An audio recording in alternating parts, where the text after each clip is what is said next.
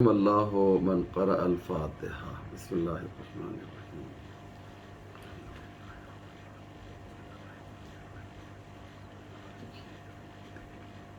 ایاک نعبد وإیاک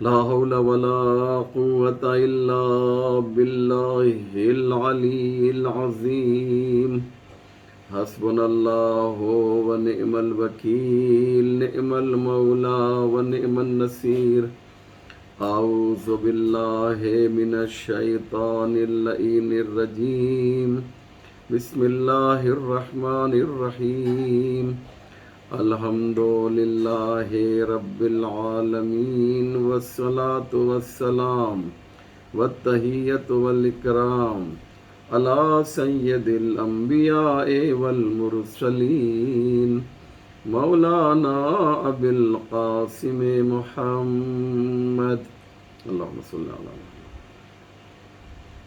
وآلہ الطیبین الطاہرین المعصومین ولعنۃ اللہ علی اعدائہم اجمعین من لیلتنا ہذہ الی صباح یوم الدین رب اشرح لی صدری ویسر لی امری واحلل عقدۃ من لسانی یفقہوا قولی اما بعد فقد قال اللہ سبحانہ تبارک و تعالی وقولہ الحق بسم اللہ الرحمن الرحیم وما خلقت الجن والانس الا لیعبدون عمدین کرام و ناظرین ذوی الاحترام و عزاداران امام حسین علیہ السلام، یہ ایام جس کا تعلق ایام عزا سے ہے بڑی تیزی سے عاشور کی طرف بڑھ رہے ہیں۔ یہ ایام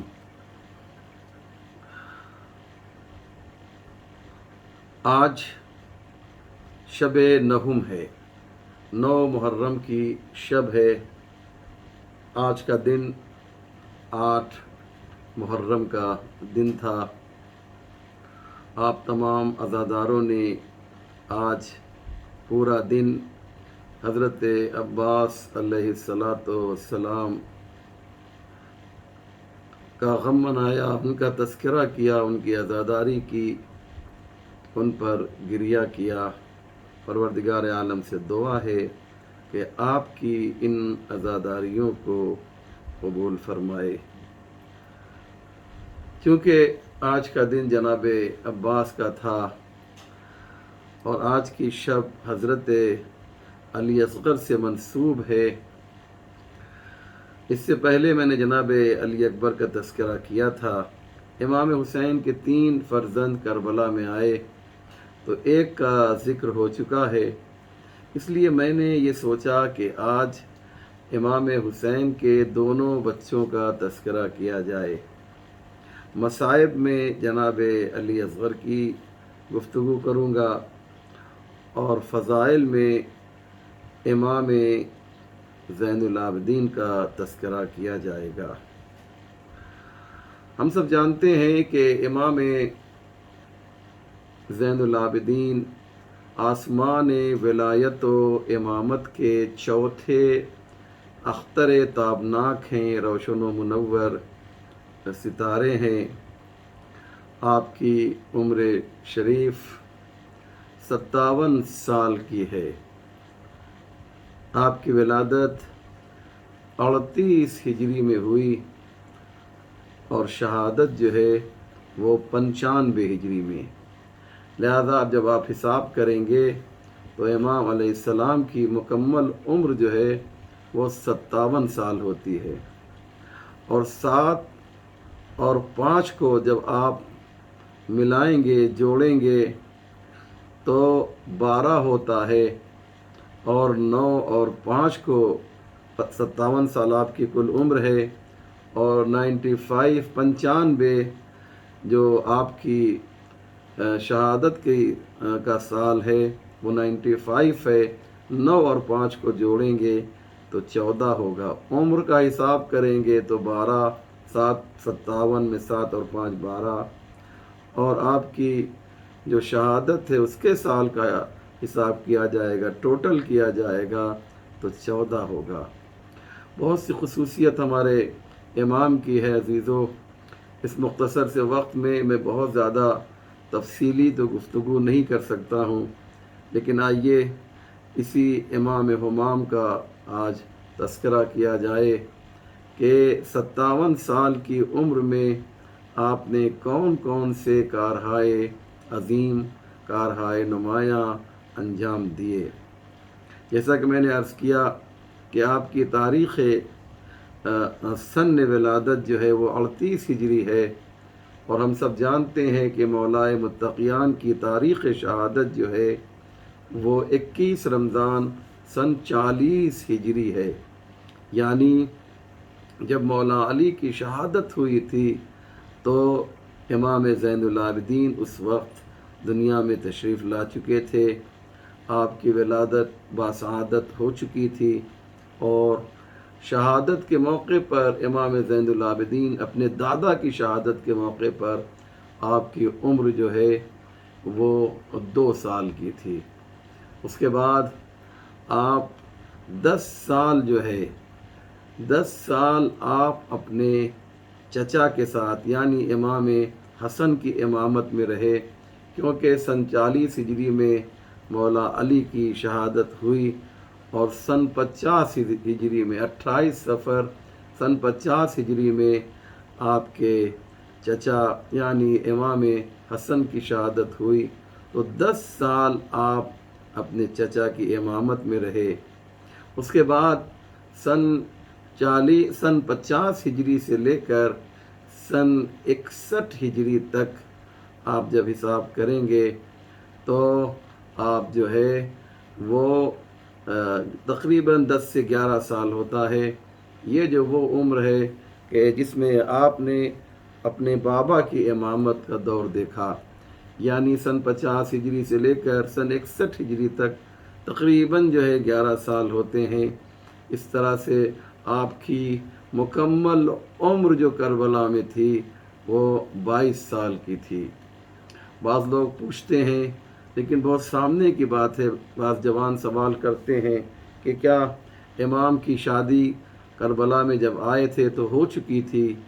جی ہاں، امام زین العابدین علیہ السلام کی شادی بھی ہو چکی تھی، اور آپ اپنے فرزند حضرت امام محمد باقر علیہ السلام کو لے کر کربلا میں آئے تھے، لیکن آپ کی جو زوجہ تھیں وہ امام حسن کی بیٹی تھیں، ان کا نام تھا فاطمہ بنت حسن۔ یہ عجیب بات ہے کہ امام حسن نے بھی اپنی بیٹی کا نام فاطمہ رکھا، اور امام حسین نے بھی اپنی بیٹی کا نام فاطمہ رکھا۔ یہ کچھ بہت امپورٹنٹ نالج اور معلومات تھی، میں نے چاہا کہ آپ کی خدمت میں پیش کریں۔ البتہ آپ کی زوجہ جو ہیں وہ کربلا میں ان کی داستان، ان کا آنا نہیں ملتا ہے کہ آپ کربلا میں آئی تھیں، لہذا یہ جو بات میں نے آپ کے سامنے پیش کی یہ کربلا سے پہلے کی ہے۔ امام زین العابدین کی زندگی کو ہم 3 حصوں میں ڈیوائیڈ کر سکتے ہیں، 3 حصوں میں تقسیم کر سکتے ہیں۔ ایک وہ ہے جو کربلا سے پہلے ہے، اور جو کربلا کے بعد آپ کی زندگی ہے، آپ کی سوانح حیات ہے کربلا کے بعد والی، اس کو 2 حصوں میں تقسیم کیا جائے گا۔ ایک کربلا سے لے کر مدینے تک، اور پھر مدینے سے لے کر آپ کی شہادت تک، تو اسے ہم 3 حصوں میں ڈیوائیڈ کر سکتے ہیں۔ تنہا تاریخ بشریت میں ایک ایسا امام ہمام ہے کہ جسے اللہ کا یہ جو منصب امامت ہے، یہ جو منصب عصمت ہے، عصمت تو خیر ہمیشہ ان کے پاس رہتی ہے، لیکن جو ظاہری طور پہ امامت ملی ہے وہ ایسے ماحول میں ملی. عجیب بات ہے جو میں کہنے جا رہا ہوں عزیزو. امام کب جو ہے ظاہری طور پر منصب امامت پر فائز ہوئے؟ اس وقت کہ جب عصر عاشور امام حسین کی شہادت واقع ہوئی، اور جب امام کی شہادت واقع ہوئی تو بلا فصل جو ہے آپ کی امامت کا سلسلہ شروع ہوا. جب آپ مصلحت آمیز بخار میں تھے. عجیب ہے نا کہ امام جب حالت بخار میں تھے، البتہ یہ ہم سب جانتے ہیں کہ یہ بخار جو ہے اللہ کی جانب سے تھا، کیونکہ امام علیہ السلام کو زندہ رکھنا تھا. اور جب آپ نے امامت کی ذمہ داری سنبھالی ہے تو اس وقت مردوں میں صرف امام محمد باقر تھے. لہذا عزیزو، یہ وہ زمانہ ہے کہ جب آپ نے بیماری کی وجہ سے آپ عالم غش میں ہیں. اس وقت آپ نے گویا امامت کا منصب سنبھالا. آج بہت ہی قیمتی اور اہم بات میں آپ کی خدمت میں پیش کرنے جا رہا ہوں کہ دنیا یہ نہ سمجھے کہ جیسے ہماری بیماری ہوتی ہے ویسی ہی امام کی بیماری ہوتی ہے، جیسے ہماری غشی ہوتی ہے ویسے ہی امام کی بھی غشی ہوتی ہے.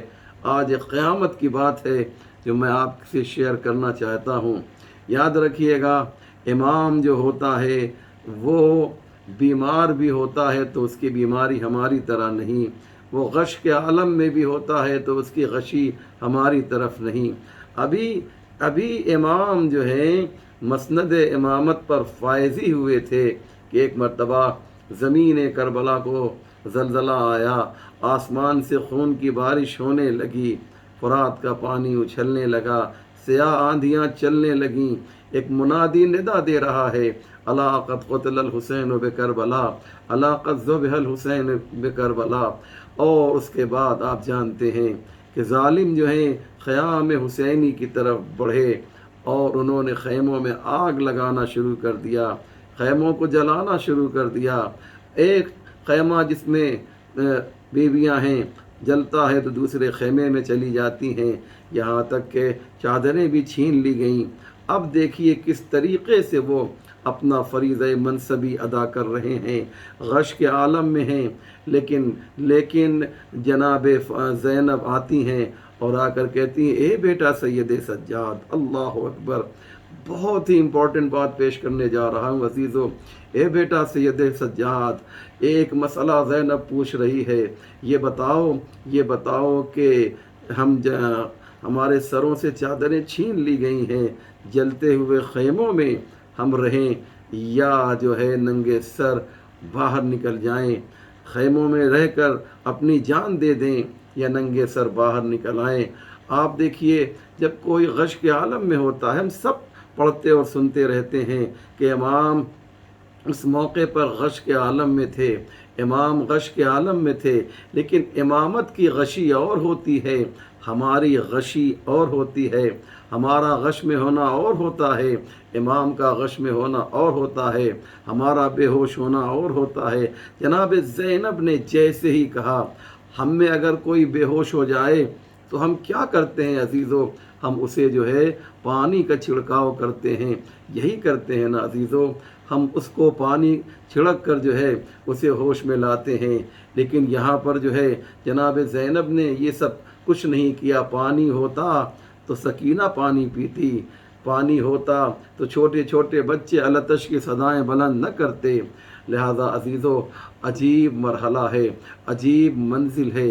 جیسے ہی جناب زینب نے کہا، بیٹا سید سجاد، غش کے عالم میں رہ کر بھی امام نے فوراً آنکھیں کھولیں، اور آنکھیں کھولنے کے بعد جو ہے جناب زینب نے جو مسئلہ شرعی پوچھا تھا کہ کیا خیمے میں خود کو جلا لیں یا ننگے سر باہر نکل آئیں، تو جناب امام سجاد نے فوراً جو ہے مسئلہ شرعی بتایا. ادھر زینب نے کہا، بیٹا ادھر فوراً آنکھیں کھول کے بتایا کہ ہماری بے ہوشی اور ہے، تمہاری بے ہوشی اور ہے۔ دیکھو ہم بے ہوش بھی ہوتے ہیں تو اپنا فریضہ منصبی ادا کرتے ہیں۔ انشاءاللہ میری بات آپ تک ضرور پہنچی ہوگی۔ یہ بہت ہی امپورٹنٹ بات تھی جسے میں نے آپ کی خدمت میں عزیز و عرض کیا، یہ آپ تک ضرور پہنچی ہوگی کہ اس موقع پر بھی جو ہے جناب زینب نے جب سوال کیا تو امام زین العابدین نے فتویٰ بھی دیا، مسئلہ بھی بتایا اور یہ بھی اعلان کیا کہ ہم جو ہیں اگر بیمار ہوتے ہیں اور ہم غش کے عالم میں ہوتے ہیں تو قطعاً جو ہے اپنی طرح سے ہمیں نہ سمجھ لینا جیسے تم بیمار پڑتے ہو۔ اب ایک سوال ایک تو یہ ہو گیا کہ امام نے اپنا فریضہ انجام دیا، جو ان کا وظیفہ تھا اللہ کی جانب سے، جو انہیں کام ملا تھا وہ غش کے عالم میں بھی انجام دے رہے تھے۔ اور اس کے بعد جو ہے امام علیہ السلام سے جناب زینب نے ایک سوال کیا۔ میں آپ سے ایک سوال کرتا ہوں، جناب زینب نے کیا پوچھا؟ یہی تو پوچھا نا کہ خیموں میں آگ لگ رہی ہے، تم بتاؤ ہمارے سر پہ چادر نہیں ہے، کیا ہم ننگے سر جو ہے خیمے سے باہر نکل آئیں یا خیمے میں خود کو جلا لیں؟ یہ مسئلہ کون نہیں جانتا ہے؟ یہ تو بہت ہی آسان مسئلہ ہے، یہ تو بہت ہی سامنے کی بات ہے عزیزو۔ کیا جناب زینب کو یہ بات معلوم نہیں تھی؟ یاد رکھیے گا، اگر جو ہے جان خطرے میں آ جائے تو وہ چیز جو واجب ہوتی ہے وہ حرام ہو جاتی ہے۔ مثال کے طور پر میں نماز پڑھ رہا ہوں اور کوئی بچہ جو ہے پانی میں ڈوب رہا ہے، یا گھر میں کسی کی آگ لگی ہے اور میں اسے بجھا سکتا ہوں اور میں اس کے بعد بھی نماز جاری رکھوں تو یہ ہمارے لیے نماز صحیح نہیں ہوگی، یہ نماز ہمارے لیے ثواب کا ذریعہ نہیں بنے گی بلکہ گناہ کا ذریعہ بن جائے گی۔ کیوں؟ تمہاری نماز سے جو ہے ایک جان چلی گئی۔ اگر تم نماز توڑ دیتے تو سامنے والے گھر میں جو آگ لگی تھی وہ آگ بجھ جاتی، وہ بچہ جو پانی میں ڈوب رہا تھا وہ ڈوبنے سے بچ جاتا، یا خود تمہارے گھر میں آگ لگی ہوئی ہے اور تم یہ کہو گے صاحب نہیں ہم تو نماز پڑھیں گے ہی نہیں۔ عزیزو، اگر تم جل گئے اور دنیا سے چلے گئے تو شاید یہ ہلاکت ہو جائے۔ لہذا جب جان پر بن آئے، یہ کون نہیں جانتا ہے کہ جب جان پر بن آئے تو پھر جو واجب ہے وہ حرام میں تبدیل ہو جاتا ہے، مسئلہ بدل جاتا ہے، جسے حکم ثانوی کہا جاتا ہے۔ حکم ثانوی کے طور پہ جو ہے مسئلہ بہت سا بدل جاتا ہے۔ اس لیے یاد رکھیے گا عزیزو، جناب زینب کیا اتنی سی بات نہیں جانتی تھیں کہ جان کی حفاظت جو ہے واجب ہے، جان بچانا زیادہ ہے، اپنی جان ہو یا دوسرے کی جان ہو، اس صورت میں جان بہت امپورٹنٹ ہے۔ تمہاری جان باقی رہے گی تو تم پھر نماز پڑھ سکتے ہو، تمہاری جان رہے گی تو تم پھر عبادت کر سکتے ہو، تمہاری جان رہے گی تو تم پھر اللہ کی بندگی کر سکتے ہو، پھر مصلی پر آ سکتے ہو۔ آپ کی خدمت میں ایک واقعہ نقل کرنا چاہتا ہوں۔ یہ تو میں انسانوں کی بات کر رہا ہوں، یہاں تک کہ اگر جانوروں کے اوپر بھی جان پر بنائے تو ہمیں نماز توڑ دینا چاہیے۔ یہ ایک واقعہ ہے جو مختلف کتابوں میں لکھا گیا ہے، اور وہ واقعہ یہ ہے کہ ایک عابد تھا جو حالت نماز میں تھا، یعنی نماز پڑھ رہا تھا۔ اس کے سامنے کچھ بچے تھے جو ایک پرندے کا جو ہے پر نوچ رہے تھے، اور یہ نماز اپنی جاری رکھے ہوئے تھا۔ بچے ہیں، انہیں کیا معلوم، لیکن تم تو نہ بڑے ہو نا، تمہیں نماز توڑ دینا چاہیے تھا، لیکن یہ اس ظلم میں ہے کہ ہم تو اللہ کی نماز پڑھ رہے ہیں، ہم تو اللہ کی بندگی کر رہے ہیں، ہم تو بڑا نیک کام کر رہے ہیں، اسے نماز توڑ دینا چاہیے تھا، لیکن اس نے نماز کنٹینیو رکھی، اس نے نماز جاری رکھی۔ اور جانتے ہیں نتیجہ کیا ہوا؟ نتیجہ یہ ہوا کہ اللہ نے زمین کو حکم دیا، اے زمین اس کو نگل لے۔ یہ عابد ہے، یہ اللہ کی نماز پڑھ رہا ہے، یہ اللہ کی بندگی کر رہا ہے، یہ مصلی پر ہے، لیکن ایک جانور کی جان جا رہی ہے اور یہ نماز پڑھ رہا ہے۔ زمین کو حکم ہوا، زمین شق ہوئی، یہ عابد اندر چلا گیا۔ اب جو زمین کے اندر گیا تو سیدھے کہاں گیا ہوگا؟ آپ سمجھ رہے ہیں نا، چونکہ اللہ کا عذاب نازل ہوا ہے تو جنت میں تو جائے گا نہیں، تو سیدھے کہاں جائے گا؟ ہم اور آپ خود سمجھ رہے ہیں۔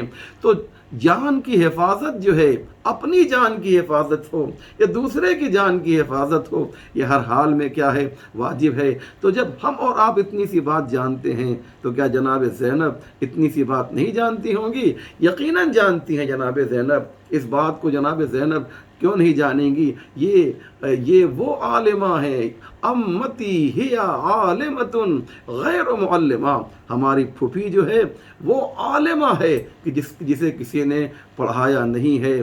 ارے سوچئے، یہ بہترین محدثہ ہیں، جناب زینب بہترین مفسرہ ہیں، ان کے یہ عورتوں کے لیے قرآن کریم کی تفسیر بیان کرتی تھیں، یہ علوم آل محمد اور پیغام خدا کو عورتوں کے لیے بیان کرتی تھیں، ان کے کلاسز ہوا کرتے تھے، یہ ارشاد و ہدایت کرتی تھیں عورتوں کے لیے، بہت بڑی عالمہ ہیں۔ تو جب ایک چھوٹا سا بچہ یہ جانتا ہے کہ اگر کسی گھر میں آگ لگی ہو اور عورت جو ہے اس کے سر پہ چادر اگر نہ ہو تو بغیر چادر کے اسے نکلنا واجب اور ضروری ہے، تو جب یہ چھوٹے چھوٹے بچے اس مسئلے کو جانتے ہیں تو یہ جناب زینب امام سجاد سے مسئلہ کیوں پوچھ رہی ہیں؟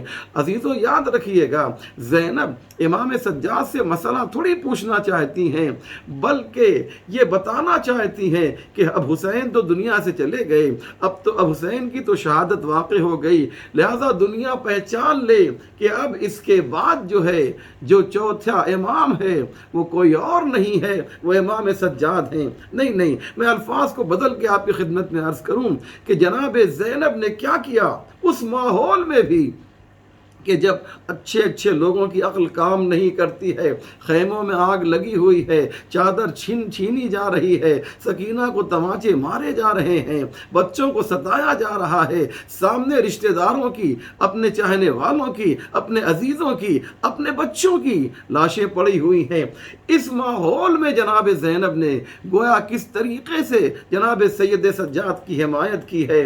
اور مجھے کہنے دیجئے کہ یہ مسئلہ نہیں پوچھا ہے، بلکہ زمین کربلا کو غدیر بنا کر جو ہے امام سجاد کی امامت کا اعلان کیا ہے۔ بتایا یہ ہے کہ دیکھو میرے بعد جو ہے، میرے بعد امام کون ہوگا، میرے بعد امام حسین کے بعد امام کون ہوگا، یہ جناب زینب نے بتایا ہے۔ اور اس کے بعد آپ دیکھیے کہ جناب زینب کی عظمت کا اعلان بھی امام سجاد نے کس طریقے سے کیا ہے۔ یہ بھی ایک بہت ہی اہم مسئلہ ہے، کس طریقے سے جو ہے امام زین العابدین علیہ السلام نے امام زین العابدین نے جناب زینب کی عظمت کا اعلان کیا۔ جب یہ قافلہ جو ہے شام میں پہنچ گیا اور یزید نے آزاد کیا اور کہا، سید سجاد سے کہا کہ آپ آزاد ہیں، آپ چاہیں شام میں رہیں، آپ چاہیں مدینے چلے جائیں، تو فوراً جواب نہیں دیا، کہا پہلے میں اپنی پھوپھی سے مشورہ کروں گا، پوچھوں گا، اس کے بعد تجھے جواب دوں گا۔ بات آپ تک پہنچی نہیں پہنچی عزیزو کہ یہ جو ہے امام وقت جو ہے، جو امام زمانہ ہے، وہ جناب زینب سے مشورہ نہیں لے رہا ہے، بلکہ جناب زینب کی فضیلت کا اعلان کر رہا ہے، جناب زینب کی عظمت کا اعلان کر رہا ہے۔ اور یہ سلسلہ جو ہے جناب امام زین العابدین کا جو تبلیغی سلسلہ شروع ہوا، ہر موقع پر یاد رکھیے گا ایک دو خطبے ہی ہمیں جناب امام سجاد کے ملے ہیں، ورنہ ہر موقع پر امام نے جو ہے اب امام حسین کے میسج کو، بلکہ کہا جائے خدا کے پیغام کو راستے میں مختلف خطبوں کے ذریعے سے عام کیا ہے۔ جب بھی کوئی پوچھتا تھا تو آپ جو ہے اس کی آنکھ میں آنکھ ڈال کر جو ہے حقائق اسلام کو بیان کرتے تھے، معارف اہل بیت کو بیان کرتے تھے، قرآن کی آیتوں کی تلاوت کرتے تھے، حکم پروردگار کو واضح کرتے تھے۔ اسی لیے جب محمد ابن طلحہ نے جو ہے آپ سے پوچھا، سر سے پیر تک امام سجاد جو ہیں لوہے میں جکڑے ہوئے ہیں، آپ کے گلے میں طوق خاردار ہے، آپ کے کمر میں لنگر ہے، آپ کے ہاتھوں میں ہتکڑی ہے، آپ کے پاؤں میں بیڑی ہے، یہ ایسے ماحول میں इंसान कितना कमज़ोर हो जाता है। लेकिन जब कूफे में मोहम्मद इब्न तलहा ने आज से पूछा कि अब ये बताओ कि कौन जीता है और कौन हारा है, तो क्या खूबसूरत जवाब इमाम सज्जाद अलैहिस्सलाम ने मोहम्मद इब्न तलहा को दिया।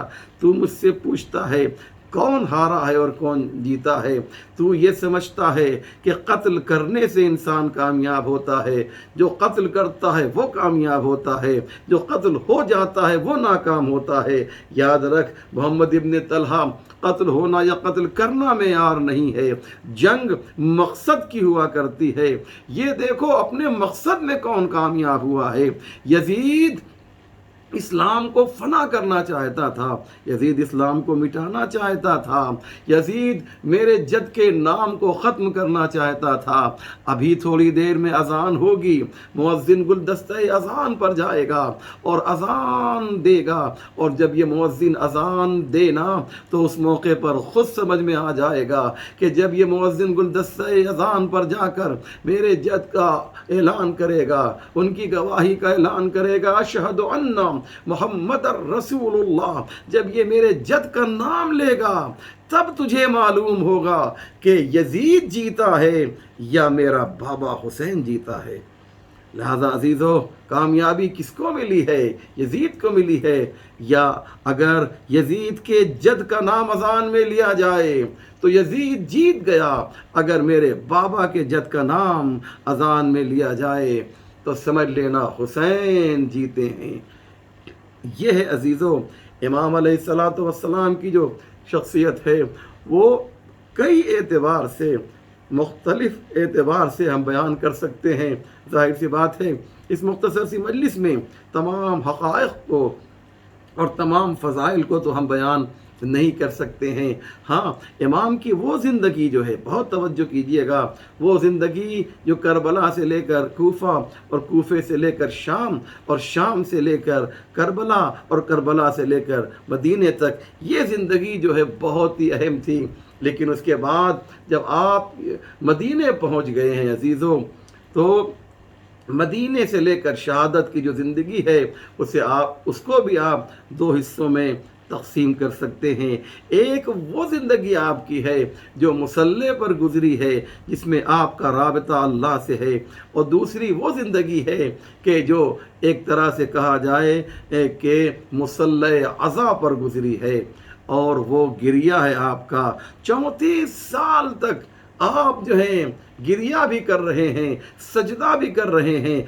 इतना सजदा किया आपने कि सैयदुस साजिदीन कहलाए, इतना और इतना गिरिया किया आपने कि आपको बक्का कहा गया। बक्का जानते हैं अरबी ज़बान में, बक्का जो है उसे कहते हैं जो बहुत ज़्यादा गिरिया करता हो। छठे इमाम फरमाते हैं कि 5 शख्सियतें हैं कि जो बक्का थी, बक्का बहुत ज़्यादा जिन्होंने गिरिया किया है। एक हज़रत आदम, दूसरे हज़रत नूह, और तीसरे जो है जनाब फ़ातिमा ज़हरा, और इसके बाद जनाब याक़ूब और जनाब फ़ातिमा ज़हरा और इमाम ज़ैनुल आबिदीन अलैहिस्सलाम। ये 5 शख्सियतें जो हैं ये बहुत ज़्यादा इन्होंने गिरिया किया है। हर एक के गिरिया करने का जो राज है वो अलग अलग है। आदम इसलिए गिरिया कर रहे थे कि तौबा कबूल नहीं हो रही है। नूह इसलिए गिरिया कर रहे थे कि उनकी कौम जो है राह रास्त पे नहीं आ रही है। याकूब इसलिए गिरिया कर रहे थे कि उनका यूसुफ उनसे नहीं मिल रहा है। और जनाब फ़ातिमा ज़हरा इसलिए गिरिया कर रही थी कि उनके हक़ को पामाल कर दिया। ज़ालिमों के चेहरे पर जो पड़ी हुई नकाब थी, इस गिरिये ने उस नकाब को उलट दिया। और इमाम ज़ैनुल आबिदीन इसलिए गिरिया कर रहे थे कि यजीद का जो मकरूह चेहरा है वह इस गिरिये के ज़रिए, इस रोने के ज़रिए वो उस चेहरे को अया करना चाहते थे। अल्लाह अकबर। आपने देखा कि दोनों चीज़ें थीं। इमाम ज़ैनुल आबिदीन बेहतरीन गिरिया करने वाले भी हैं, बेहतरीन सजदा करने वाले भी हैं। ये 2 चीज़ें एक साथ क्यों हैं? गोया हमें मैसेज दे रहे हैं, गोया हमें पैगाम दे रहे हैं कि जो वाक़ईन जो है جو واقعاً ہمارا چاہنے والا ہے اسے ان دونوں کو لے کر چلنا ہوگا۔ تمہیں فرش عذاب بچھانا ہے میرے چاہنے والوں، یہ امام سجاد کا میسج ہے۔ تمہیں فرش عذاب بچھانا ہے اور تمہیں فرش نماز بھی بچھانا ہے۔ فرش عذاب بچھاؤ تو ہماری طرح گریا کرو، ہماری طرح تو نہیں کر سکتے ہو لیکن کوشش تو کر سکتے ہو، اور فرش نماز پر آؤ تو جیسے ہم نے عبادتیں کی ہیں تم کوشش کرو، نہیں کر سکتے ہو ویسے لیکن کوشش تو کر سکتے ہو۔ لہذا امام زین العابدین نے جو میسج دیا ہے وہ یہی میسج دیا ہے، اور ایسے ایسے میسج آپ کے ہیں، ایسے ایسے پیغام آپ کے ہیں۔ حسین ابن نمیر کا واقعہ لے لیجئے کہ جب اس کو لوگوں نے اس کا پیچھا کیا، اسے قتل کرنے کے لیے مومنین نے اسے دوڑایا، تو وہ اپنی فیملی کے ساتھ جو ہے مدینے میں اس کو ایک ہی گھر ملا جہاں اس نے پناہ لی۔ دق الباب کیا، دروازہ کھٹکھٹایا، امام نے پوچھا کون آیا ہے؟ کہا حسین ابن نمیر آیا ہے، اپنی فیملی کے ساتھ آیا ہے، اپنے بچوں کے ساتھ آیا ہے۔ امام نے کہا احترام سے اسے گھر میں لایا جائے۔ حسین ابن نمیر جو ہے یہ کربلا میں قاتلین امام حسین میں ہے، قاتلین شہداء کربلا میں ہے۔ یہ حسین ابن نمیر جو ہے آیا، کہا ایسا لگتا ہے، امام نے اسے دیکھا، امام نے کہا ایسا لگتا ہے تو بھوکا ہے، دسترخوان بچھایا جائے۔ دسترخوان بچھا دیا گیا اور اس کے سامنے بہترین کھانا لا کے رکھا گیا۔ یہ ایک لقمہ کھاتا ہے اور امام علیہ السلام کو دیکھتا ہے، ایک لقمہ کھاتا ہے اور امام علیہ السلام کو دیکھتا ہے۔ ایک مرتبہ پوچھتا ہے امام سے کہ یہ بتائیے کہ آپ میری اتنی اچھی پذیرائی کر رہے ہیں، یہ بتائیے کہ کیا آپ مجھے پہچانتے ہیں میں کون ہوں، یا بغیر پہچانے ہوئے پذیرائی کر رہے ہیں؟ امام نے کہا ہاں میں تجھے خوب پہچانتا ہوں، تو حسین ابن نمیر ہے، تو ہی تو وہ ہے نا کہ جس نے میرے بھیا علی اکبر کے سینے پر نیزہ مارا تھا۔ لہذا سن لے حسین ابن نمیر، کل جب ہم کربلا میں تھے تو ہم تیرے مہمان تھے، اور آج تو میرا مہمان ہے۔ وہ تیرا ظرف تھا کہ تو نے ہمیں 3 دن بھوکا اور پیاسا رکھا، یہ ہم محمد و آل محمد کا ظرف ہے۔ تو آپ کی یہ جو زندگی، نجی زندگی ہے، اس میں بھی آپ نے جو ہے جو کارہائے نمایاں انجام دیے ہیں۔ امام جب کسی فقیر کو کچھ دیتے تھے، بڑی خوبصورت بات ہے، اگر میں اس کو نہیں پڑھوں گا تو شاید آج کے مجلس کا حق ادا نہ کر پاؤں۔ یہ بڑی خوبصورت حدیث ہے، یہ جو لوگ اس وقت مجھے سن رہے ہیں، جو مومنین مجھے سن رہے ہیں، پوری توجہ کے ساتھ اس کو سنیں گے۔ امام فقیروں کو دیا کرتے تھے، رات میں آپ کی یہ پرسنل لائف جسے کہتے ہیں، ذاتی زندگی آپ کی اتنی ایسی تھی کہ رات میں آپ عبادت خدا کرنے کے بعد نکل جایا کرتے تھے اور لوگوں کو گھر میں جو ہے آٹے کی بوری جو ہے اپنے پیٹھ پر لے جا کر جو ہے ان کے گھر میں دیا کرتے تھے۔ خود امام محمد باقر علیہ السلام فرماتے ہیں کہ میرے بابا کی شہادت کے بعد جب میں نے انہیں غسل دیا ہے تو میں نے پشت کے اوپر سیاہ نشان دیکھا تھا، جو آٹے کی بوری کی وجہ سے ان کے پشت کے اوپر، آپ جانتے ہیں نا جب وزن رکھا جاتا ہے تو وہاں پر نشان پڑ جاتا ہے، کہ یہ صورتحال تھی۔ آپ کو ذو الصفنات کہا جاتا ہے، یعنی اعضائے سجدہ، جہاں پر جو جسم کا جو حصہ جو ہے سجدے میں ہوتا ہے، خاص طور سے آپ کی پیشانی کے اوپر جو ہے گٹھے پڑ جایا کرتے تھے۔ آپ فقیر کو دیکھتے تھے تو ایک جملہ کہتے تھے، بہت بہترین حدیث ہے امام زین العابدین علیہ الصلوۃ والسلام کی۔ امام کہتے تھے مرحبا بمن یحمل زادی الی الاخرہ۔ حدیث سنیں عزیزو، حدیث سنیں، کیا حسین حدیث ہے۔ امام زین العابدین جب فقیروں کو کچھ دیتے تھے تو کہتے تھے مرحبا بمن یحمل زادی الی الاخرہ، شاباش شاباش، تمہارا بہت شکریہ ہے، یا میں اس کا شکریہ ادا کر رہا ہوں کہ جو ہمارے زاد راہ کو آخرت تک پہنچا رہا ہے، آخرت تک حمل کر رہا ہے، آخرت تک جو ہے کیری کر رہا ہے، ہم جو ہے اس کا شکریہ ادا کر رہے ہیں۔ فقیر شکریہ ادا نہیں کر رہا ہے، جو دے رہا ہے وہ شکریہ ادا کر رہا ہے، یعنی مال بھی دے رہا ہے اور شکریہ بھی ادا کر رہا ہے۔ یہ چیز کہیں نہیں ملے گی سوائے خانوادہ محمد و آل محمد کے۔ ہاں عزیزو، یہ شب جو ہے ہم سب جانتے ہیں شب نہو میں محرم ہے، आज हमें जनाब अली असगर के मसाइब पढ़ने हैं। बड़ी तेज़ी से मैंने देखा कि वक्त जो है गुज़र गया और बातें मुझे और भी बयान करनी थी, लेकिन हाँ अज़ादारों, 9 मुहर्रम की शब जो है जनाब अली असगर से मंसूब है। आज ये जनाब अली असगर को आप जानते हैं, ये बाबुल हवाइज हैं। जनाब अली असगर भी बाबुल हवाइज। अजीब बात है ना, 6 महीने का बच्चा है लेकिन लोगों को अता कर रहा है। बाबुल हवाइज यानी जो लोगों को दे रहा है, जिसके वसीले से दुआ की जाती है, उसे बाबुल हवाइज कहा जाता है, और वो दुआ मुस्तजाब हो तो उसे बाबुल हवाइज कहा जाता है। आइए मोमिनीन, आइए मोमिनात, अली असगर अलैहिस्सलाम के वसीले से हम दुआ करते हैं। जो लोग इस वक्त मेरी मजलिस सुन रहे हैं, परवरदिगार इनकी जो भी हाजतें हैं, अपनी दुआओं को, अपनी हाजतों को, अपनी तमन्नाओं को अपने दिलों में उतारिए और बाबुल हवाइज को अल्लाह की बारगाह में लेकर चलें। इस शीरखार को, इस शिशमाहे को, इस हुसैन के फर्जंद को अल्लाह की बारगाह में लेकर चलें और इनसे जो है तवस्सुल इख्तियार करें, इन्हें वसीला करार दें, क्योंकि अल्लाह ने कहा है मेरी बारगाह में आओ तो अकेले ना आओ बल्कि वसीले के साथ आओ। आज हम जनाब अली असगर को लेकर अल्लाह की बारगाह में चलते हैं और दुआ करते हैं, परवरदिगार जो लोग इस वक्त मजलिस सुन रहे हैं, परवरदिगार इनकी जो भी तमन्नाएं हैं, जो भी आरज़ुएं हैं, जो भी इनकी हाजतें हैं, जो भी इनकी दुआएं हैं, इनकी दुआओं को मुस्तजाब फरमा।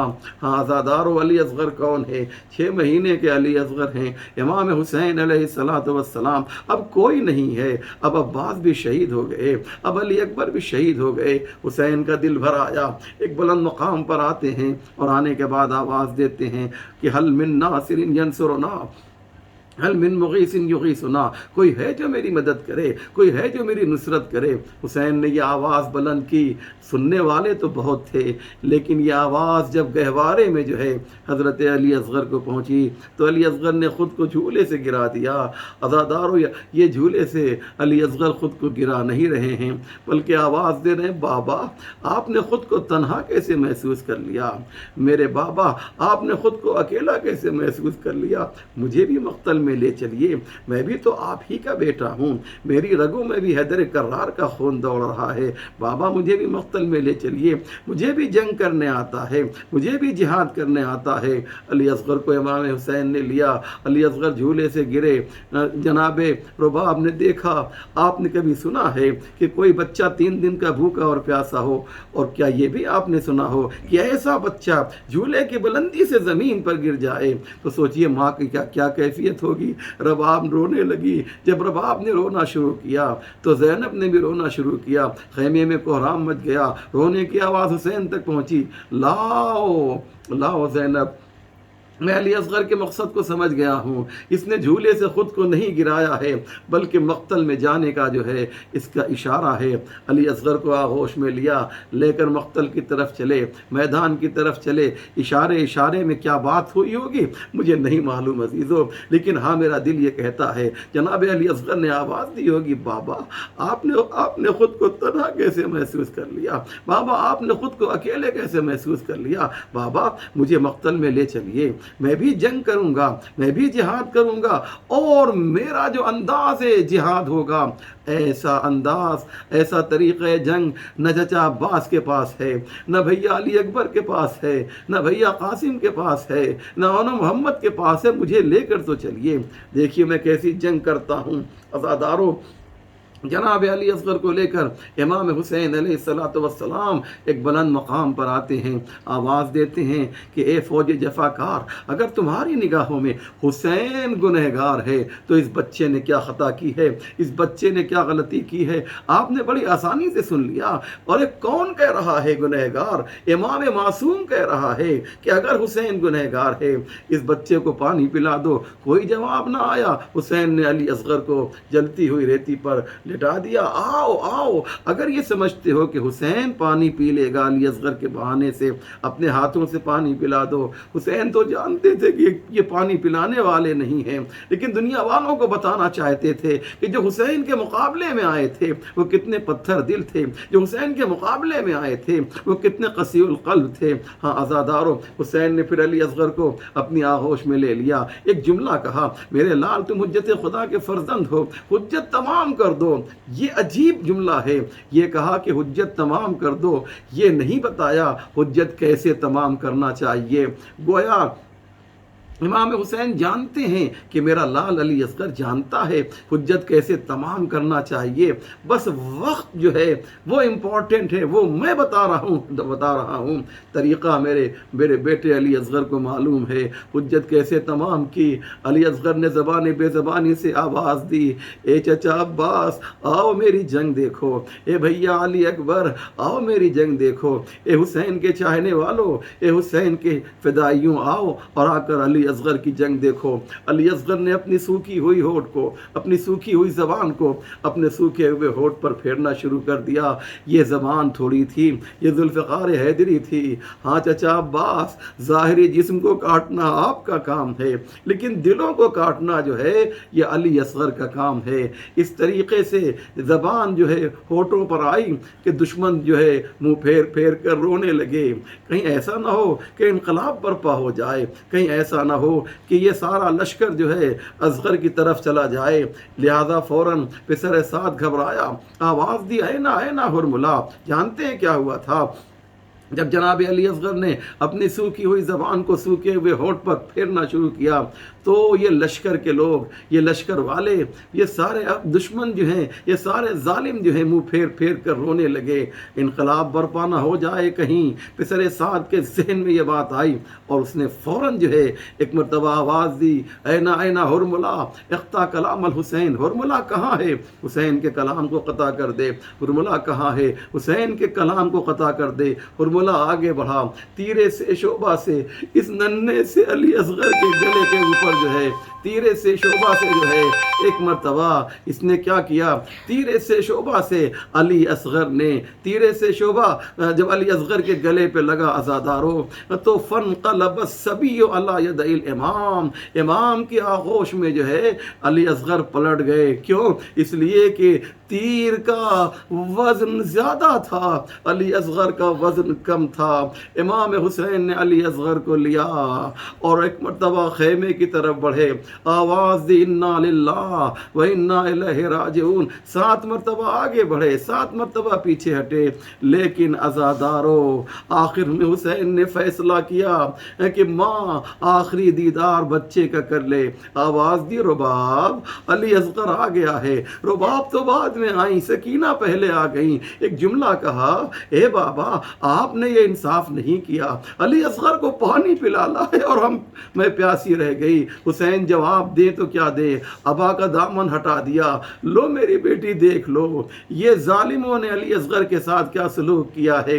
اتنے میں رباب بھی آ گئی. عزیزو رباب نے دیکھا، ایک ہی جملہ کہا، یا بنیا امثلک ینہر، اے میرے لال کیا تیرے جیسے بھی ذبح کیے جاتے ہیں.